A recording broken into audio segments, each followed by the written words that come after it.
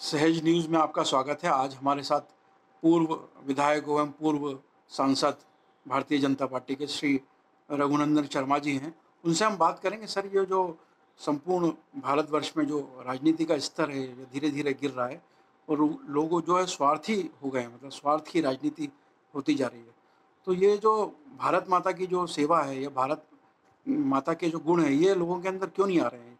जो पहले के ज़माने में जैसे लाल बहादुर शास्त्री, महात्मा गांधी या अन्य जो बड़े-बड़े जो संत हो गए, उनके अंदर रहा करती थी। तो आज इस तरह की चीज़ जो है लुप्त होती जा रही है। इसको आप किस तरह से देखते हैं? और थोड़ा-सा आप जो धर्म को लेकर भी जो राजनीति हो रही है, उस पर भी थोड़ा-सा प्रकाश डालें सर। देखिए, राज धर्म कहा गया है जी, और राज धर्म जो नहीं मानते हैं वो राजनीति को अपना व्यवसाय मानते हैं, और जो राजनीति को व्यवसाय मानते हैं उसमें नैतिकता इसका जो भेद करके विचार करना चाहिए, व्यवहार करना चाहिए, हुँ, वो नहीं करते। जी, और उसके परिणाम स्वरूप समाज में गिरावट आ रही है, स्तर नीचे जा रहा है। जी, और इसीलिए ऐसे समय पर आवश्यकता है इस बात की कि हम देशभक्ति की भावना जागृत करें जी, और जीवन किस लक्ष्य के लिए मिला है जी, इसको व्यक्ति व्यक्ति तक पहुंचाने के लिए, उसके अंतःकरण में उतारने के लिए प्रयत्न करें। जी, जी, आखिर यदि हमें जीवन प्राप्त हुआ है तो केवल पशु की तरह से खाना, सोना, उपभोग करना इतना मात्र तो नहीं है। परिहित है, परोपकार है, सेवा है, साधना है, मन की शुद्धिकरण, आत्मा की शुद्धिकरण करना है, समाज में विकृतियां ना आए, दोष ना आए, इस सब का विचार करना है। तो ये सब विचार भी तो होना चाहिए, जी, जी, लेकिन अ, आजकल होता नहीं, कोई देखता नहीं। और राजनीति में लोग केवल इसको व्यवसाय मान करके चलते हैं कि 100 रुपए खर्च करो और 1000 रुपए कमाओ। जी, जितना चुनाव में लोगों ने चंदा दिया है वो भी अपना मान करके चुनाव लड़ते हैं और फिर उस पैसे को निकालते हैं कि मेरा तो 1 करोड़ खर्च हो गया। हुँ, तो 1 करोड़ कहाँ से खर्च हो गया भाई? 1 करोड़ चुनाव में यदि लड़ा और जीता भी सही तो पार्टी ने दिया है, मित्रों ने दिया है, सहयोगियों ने दिया है, विचार समर्थकों ने दिया है। जी, जी, और ऐसे लोग जो चुनाव में सबको चंदा देते हैं, उन लोगों ने चंदा दिया है, तुम्हारा तो कुछ लगा ही नहीं। जी, लेकिन जो खर्च समाज की तरफ से या विभिन्न संस्थाओं की तरफ से या विभिन्न विभिन्न स्रोतों से हुआ है, उसको भी अपना खर्च बता करके फिर वसूल करने का प्रयत्न करते हैं। जी, जी, तो ये तो राजनीति का अधःपतन होना ही है। इसलिए हम सब लोगों को विचार करना चाहिए कि राजनीति सेवा का माध्यम है, इसको मिशन समझ करके आपने जितने नाम लिया है जी, वो मिशन मान करके राजनीति करते थे। गांधी जी के समय तो एक मिशन था कि हमको देश को आजाद कराना है, हुँ, और देश को आजाद कराना है उसके लिए हमको संघर्ष करना पड़ेगा। जी, जी, तो गांधी जी ने उस जन जागरण के अभियान के माध्यम से संघर्ष खड़ा किया। उसके बाद जब आजादी आ गई तो कई राजनीतिक दल और कई राजनीतिक चिंतन, जनहित और जन सेवा, यही जीवन का और राजनीतिक दलों का लक्ष्य होना चाहिए। देश की सेवा, देश का विकास, देश को परम वैभव पर ले जाना, व्यक्तियों के हितों की पूर्ति करना, रोगियों को उपचार देना, ऐसे सब कामों के लिए राज्य और राजनीति है। जी, और इसी के लिए राजनीतिक दल भी बनते हैं। लेकिन जब बनते हैं तब बड़े बड़े लक्ष्य, अच्छे लक्ष्य, मन भावन, जी, मन को अच्छे लगे, लोक लुभावन, ऐसे सारे विचार आते हैं। लेकिन जब व्यवहार करने का मामला आता है तो ये सारी बातें एक तरफ लोग रख देते हैं और वो सब राजनीति में कपट, छल, छिद्र, धोखा, बेईमानी, भ्रष्टाचार, ये सब को जायज मान करके और करने लगते जी हैं। और इसीलिए हमारा देश पिछड़ा भी है, और समाज में हम जिस नैतिकता की स्थापना करना चाहते हैं, समाज को जो नैतिक समाज का निर्माण करना चाहते हैं, वो नहीं हो पा रहा है। जी जी जी। सर जैसे आप देखते हैं कि भारतीय जनता पार्टी भी और बाकी लोग भी क्या है धार्मिक सारी चीज़ें करते हैं, मंदिर भी जाते हैं, सभी कुछ करते हैं, लेकिन उनके अंदर आचरण में वो सारी चीज़ें शिव तत्व जागृत नहीं हो पाता और आचरण में राम और सीता के गुण आ नहीं पाते। और आप देख रहे हैं कि भोग विलास में पूरी मतलब पार्टी भी डूबी हुई है, तो उसको किस तरह से आप लोग ट्रेनिंग देके या किस तरह से इसको ठीक कर सकते हैं? देखिए, मनुष्य बड़ा स्वार्थी है। जी वो मंदिर में भी जाता है, भगवान के यहाँ भी जाता है, हनुमान जी को भी चढ़ावा करने के लिए जाता है, तो कहता है कि, और वहां बोल करके आता है कि जी यदि मेरे ये 1000 रुपए का काम हो गया है, लाख रुपए का काम हो गया, तो मैं एक नरियल चढ़ाऊंगा। जी जी तो 5 रुपए का नरियल चढ़ा करके 50,000 का काम करना चाहता है, ईश्वर से भी इस प्रकार की अपेक्षा करता है। जी जी तो मनुष्य तो नितांत स्वार्थी प्राणी है। जी इसी को समझने की आवश्यकता है कि ये मनुष्यता नहीं है। जी हम स्वार्थ से ऊपर उठें, और उसके प्रतिलोम में दूसरा शब्द है परमार्थ। जी तो स्वार्थ के अलावा परमार्थ का भी विचार करें। जिस दिन व्यक्ति स्वार्थ का त्याग करके परमार्थ का विचार करने लग जाएगा, राजनीति भी शुद्ध होगी, समाज भी शुद्ध होगा, और व्यक्ति का जीवन भी सार्थक होगा। जी, जी।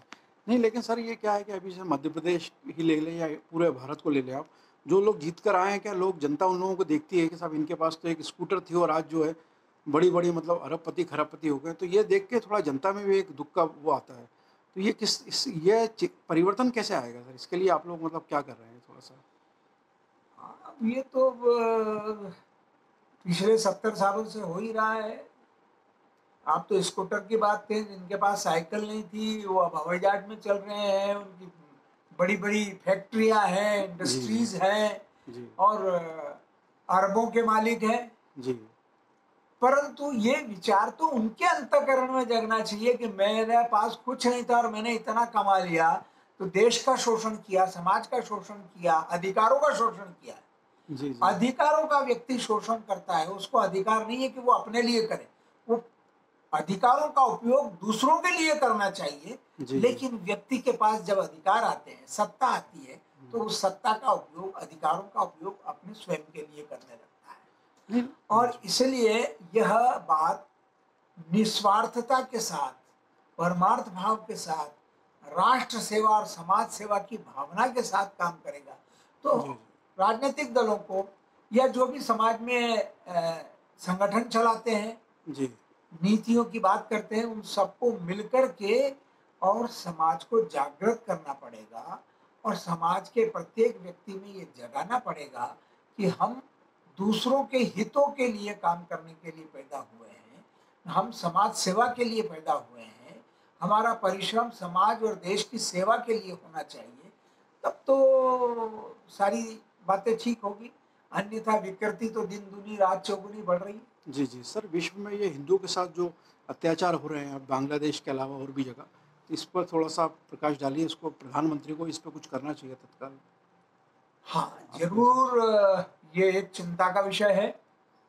देखिए, ईसाइयत और इस्लाम दोनों हिंसा में से पैदा हुए और हिंसा करने के लिए पैदा हुए। जी, इस्लाम में तो साफ साफ कहा है कि जो काफिर है उनका कत्ल करो तो जन्नत मिलेगी, जी, जी। कुरान में लिखा है। अब जिनका ग्रंथ इस प्रकार की बात करता है, जिनके गुरु इस प्रकार की बात करते हैं, जिसका धर्म ये शिक्षा देता है, वो तो खून बहाएंगे ही।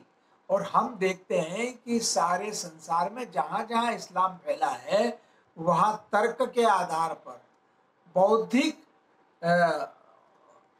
दृष्टि से, विचार के आधार पर इस्लाम नहीं फैला। इस्लाम इस्लाम तो तलवार के बल पर फैला है, जी, और आज भी तलवार के बल पर, शक्ति के बल पर, दमन के बल पर फैल रहा है।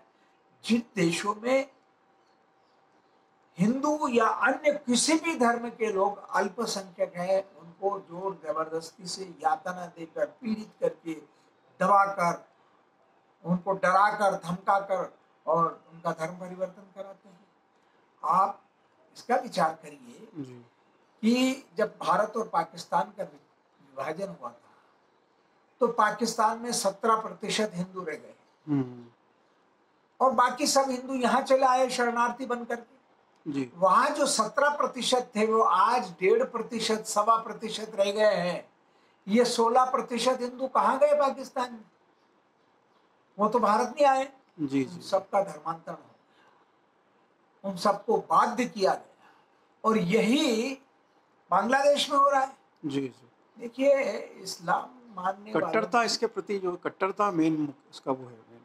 तो वो तो कट्टरता के लिए पैदा ही हुए हैं। जी जी जी। उनका तो कट्टर है और हिंसक है, उसी में से उनका पैदाइश है, जी जी उत्पन्न हुए वो ऐसे ही। तो वो तो करेंगे। जी। आप हिंदुस्तान में देखिए, ये तो पाकिस्तान की बात की, बांग्लादेश में यही हो रहा है, अन्य देशों में यही हो रहा है। जहां भी वो 10% हुए कि सेना तान करके चलने लगते हैं और दूसरों से जी जी जी। जानबूझ करके झगड़ा करते हैं। 20% हुए तो वो खुल करके हिंसा करने लगते। जी 30% हुए तो बहुसंख्यकों को भगाने की चेष्टा करते हैं, षड्यंत्र करते हैं। और इससे ज्यादा हुए तो सब बहुसंख्यकों का धर्मांतरण हो, ताकत के बल पर हो या किसी भी बल पर हो। तो ये तो उनका एक प्रकार से मिशन है जी और वो करेंगे।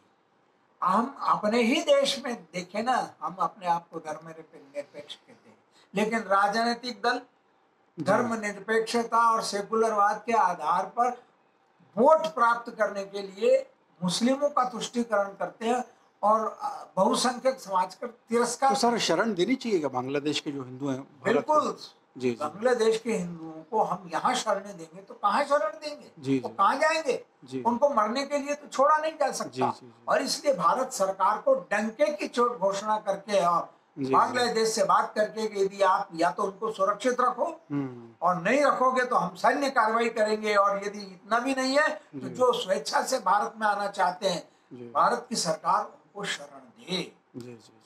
हमारी तो हालत ये हो गई कि केरल क्या, बंगाल क्या, आसाम क्या, अनेक प्रांत है। अरे किसी भी शहर में चले जाओ, जी जिस मोहल्ले में बहुसंख्यक मुसलमान है, वहाँ अल्पसंख्यक हिंदू इज्जत के साथ, स्वाभिमान के साथ रह नहीं सकता, अपनी बहन बेटियों की इज्जत की रक्षा नहीं कर सकता, अपनी संपत्ति की रक्षा नहीं कर सकता, और अंततोगत्वा थोड़े दिनों बाद वो मोहल्ला छोड़ करके जाना पड़ता है। जी जी। ये जब सामान्य प्रांतों में जहाँ बहुसंख्यक हिंदू रहते हैं, उन राज्यों में भी यही हालत है, शहरों में, तो जिन प्रदेशों में उनकी संख्या बढ़ रही है वहां तो ये सब होना ही है। जी जी। ये हमारे साथ थे रघुनंदन शर्मा जी। इन्होंने बहुत ही सुंदर आध्यात्मिक चर्चा हम लोगों से करी। सहयोग न्यूज़ में सर आपका बहुत बहुत धन्यवाद, शुभकामनाएं सर। जी धन्यवाद।